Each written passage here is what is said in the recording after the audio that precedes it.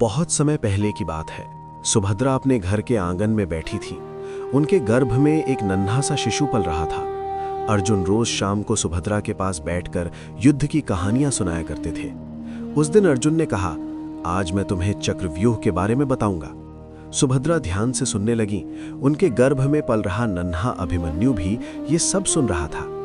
अर्जुन ने बड़े प्रेम से बताया कि चक्रव्यूह में कैसे प्रवेश किया जाता है।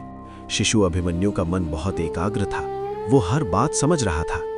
लेकिन तभी सुभद्रा को नींद आ गई और अर्जुन कहानी पूरी नहीं कर पाए। चक्रव्यूह से बाहर निकलने की विधि अधूरी रह गई। समय बीत गया। अभिमन्यु जन्मा और बड़ा हुआ। वो बहुत साहसी और बुद्धिमान बालक बना। जब महाभारत का युद्ध हुआ तो अभिमन्यु ने वही ज्ञान प्रयोग किया जो उसने मां के गर्भ में सुना था। उसने चक्रव्यूह में प्रवेश किया और वीरता से युद्ध किया। ये कहानी बच्चों को सिखाती है कि गर्भ में सुनी गई अच्छी बातें जीवन भर साथ देती हैं।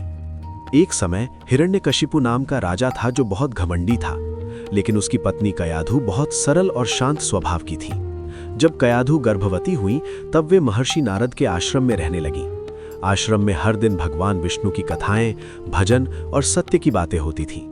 कयाधु प्रेम से ये सब सुनती थी और उनके गर्भ में पल रहा शिशु भी इन मधुर बातों को सुनता था। जब बालक प्रहलाद जन्मा तो वो बहुत शांत और मुस्कुराने वाला बच्चा था। जैसे जैसे वो बड़ा हुआ उसका मन भगवान में लगने लगा। उसके पिता उसे डराते, सजा देते, लेकिन प्रहलाद का मन कभी डगमगाया नहीं। वो हमेशा कहता, भगवान सब जगह है। ये शक्ति उसे माँ के गर्भ में मिले संस्कारों से मिली थी। ये कहानी बच्चों को सिखाती है कि सच्चाई और भक्ति की जड़ें गर्भ में ही पड़ जाती हैं। बहुत समय पहले रानी त्रिशला नाम की एक दयालु रानी थी। जब वे गर्भवती हुईं तो उन्होंने अपने जीवन को और भी पवित्र बना लिया।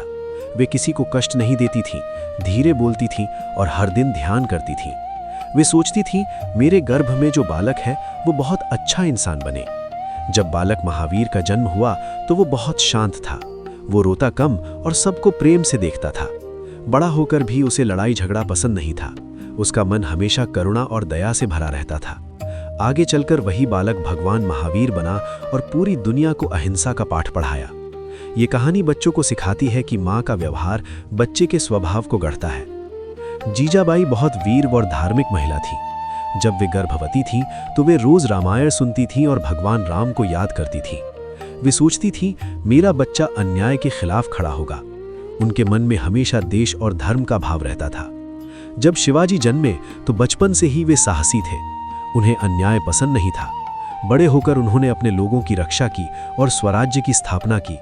ये सब इसलिए संभव हुआ क्योंकि माँ के गर्भ में ही उन्हें वीरता और धर्म के संस्कार मिले थे। ये कहानी बच्चों को सिखाती है कि गर्भ में डाले गए सपने इतिहास बना सकते हैं। छत्रपति शिवाजी महाराज की वीरता और धर्मनिष्ठा अचानक नहीं आई थी, बल्कि उसकी नींव माँ के गर्भ में ही पड़ चुकी थी।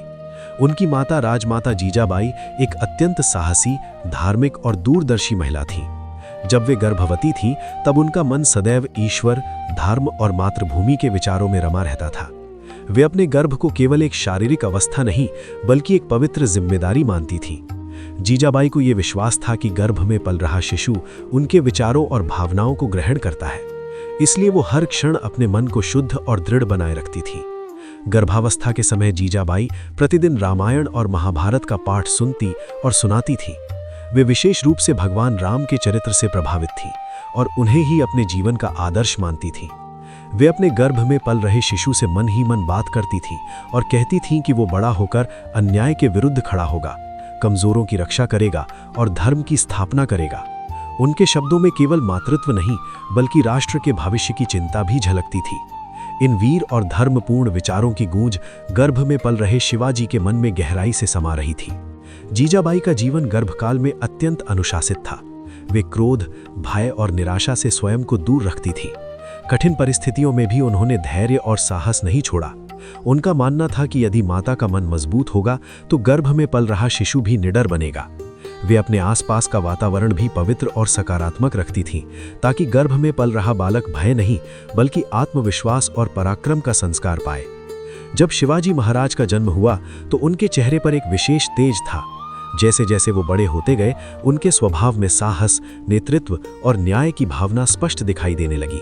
बाल्यावस्था में ही वे अन्याय को सहन नहीं कर पाते थे और दुर्बलों के प्रति करुणा रखते थे। ये कोई संयोग नहीं था, बल्कि गर्भ में मिले संस्कारों का परिणाम था। जीजाबाई द्वारा गर्भकाल में बोए गए धर्म, वीरता और स्वराज्य के बीज अब उनके व्यक्तित्व में अंकुरित हो रहे थे।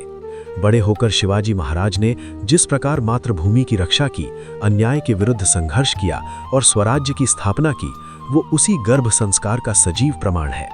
उन्होंने युद्ध को केवल सत्ता के लिए नहीं, बल्कि धर्म और न्याय की रक्षा के लिए अपनाया।